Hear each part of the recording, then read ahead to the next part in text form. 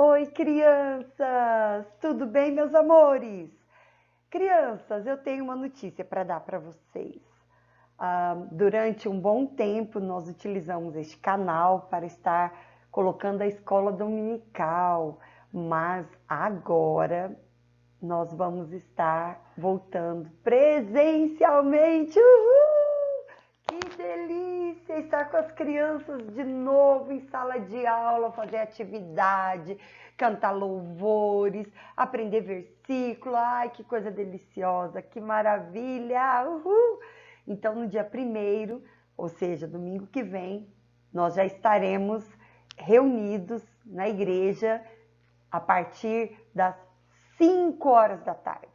É um horário novo, é uma experiência nova e nós vamos ter essa oportunidade de estar reunindo às 5 horas e depois emendando com o culto às 6h30, tá bom?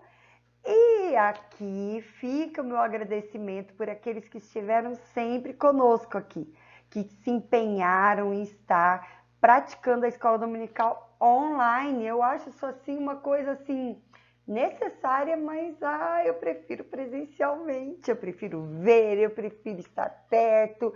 Claro que nós vamos tomar cuidado, uso do álcool nas mãos, a mãozinha higienizada sempre, a máscara, mas nós estaremos lá na casa do Senhor, não há prazer maior. Crianças, enquanto nós não temos esse momento maravilhoso presencialmente, nós vamos estar fazendo mais uma escola dominical, a última escola dominical aqui, o que não quer dizer que o canal vai desaparecer, tá? Na verdade, eu vou começar a fazer umas coisas que vão ter um perfil totalmente diferente, mas não vai ser assim toda semana. Eu de vez em quando vou colocar um vídeo e aí eu aviso.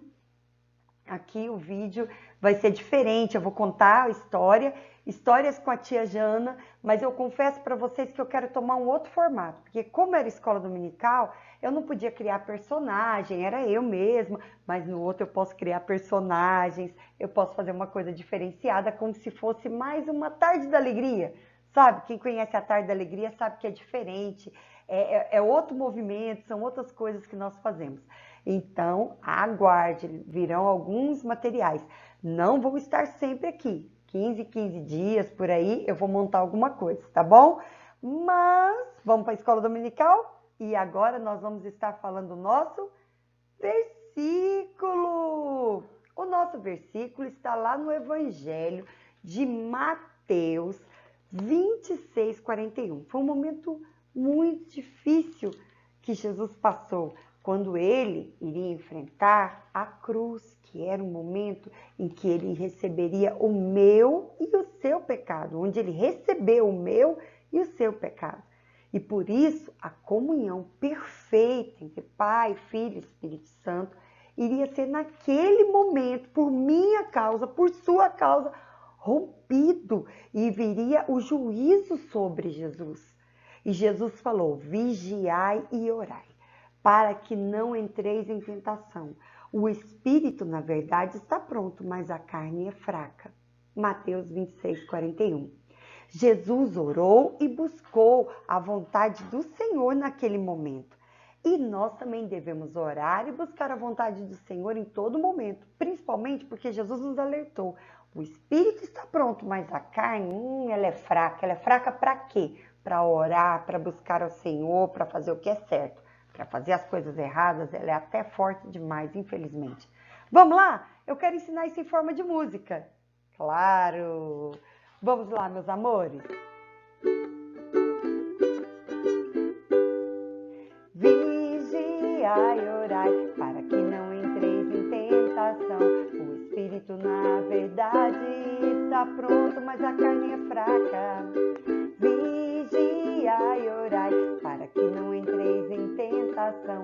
O espírito, na verdade, está pronto, mas a carne é fraca. Mateus 26:41. Mateus 26:41. Mateus 26:41. Mateus 26:41. Vigiai vigiai e orai para que não entreis em tentação. O espírito, na verdade, está pronto, mas a carne é fraca. Sabe quem é que aprendeu isso de uma forma muito, muito presente, assim, de uma forma muito firme e decidida? Neemias. Ele estava sempre em oração, porque ele sabia que o povo poderia fraquejar de fazer uma obra muito importante. Qual será a obra? Quem é Neemias? Vamos descobrir? Então vamos lá. Vamos lá, meus amores. Essa história é muito bonita. Esse servo de Deus é um homem realmente comprometido com o Senhor. E nós vamos aprender demais com Neemias. Primeiro a gente precisa descobrir quem é ele. Vamos lá?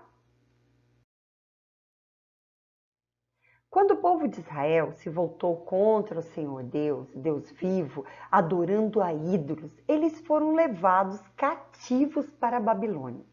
Eles foram levados prisioneiros, foram levados à força para a Babilônia. Depois de terem um sítio, uma guerra, sítio é quando eles cercam a cidade, e de ter tido um confrontamento, que é uma guerra contra a Babilônia, eles foram levados para longe de Jerusalém. E Jerusalém ficou realmente destruída. Eles foram realmente contra a vontade deles.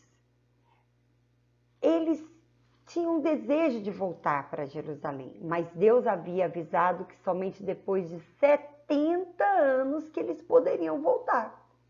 E nessa história aqui, já havia se passado os 70 anos e algumas pessoas já haviam voltado para suas casas. Lembra de Esdras? Eles estavam ali reconstruindo os muros. E quantos inimigos se levantaram?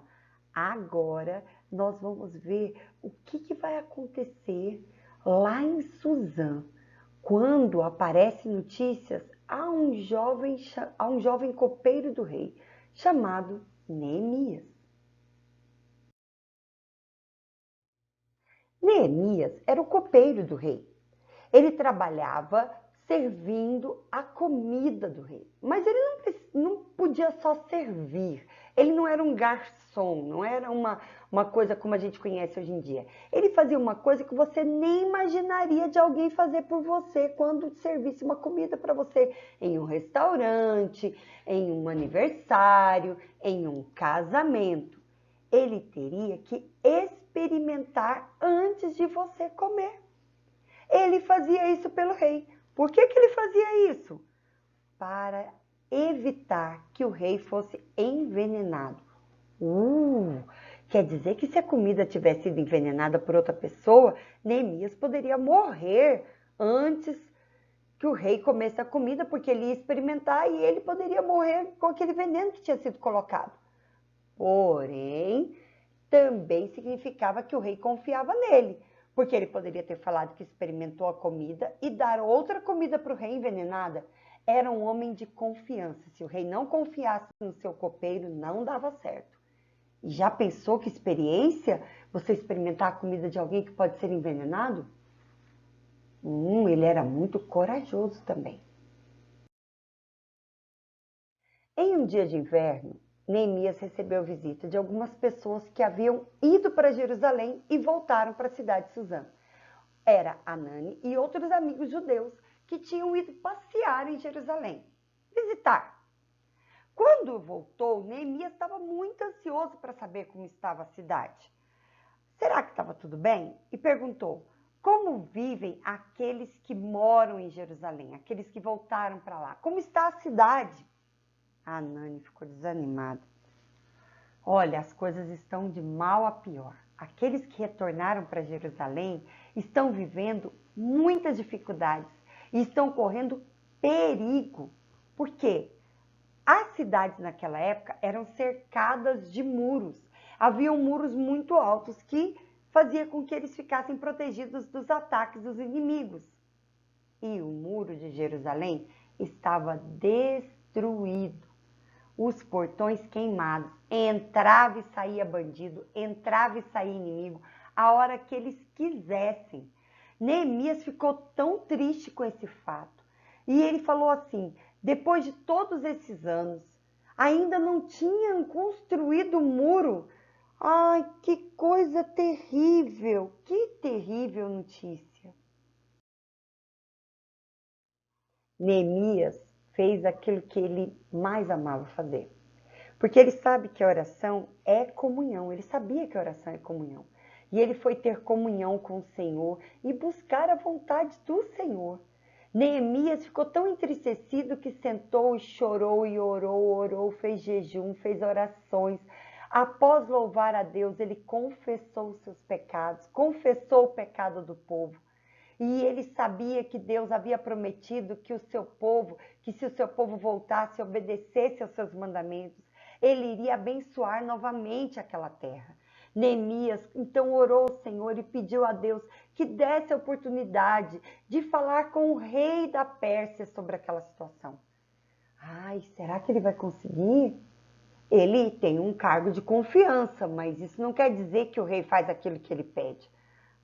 Vamos ver o que vai acontecer? Crianças, Neemias foi um homem que vigiou e orou. Vigiou e orou muito, ele não era uma pessoa que orava pouco. Na verdade, ele não orou um dia, dois, ele orou 4 meses.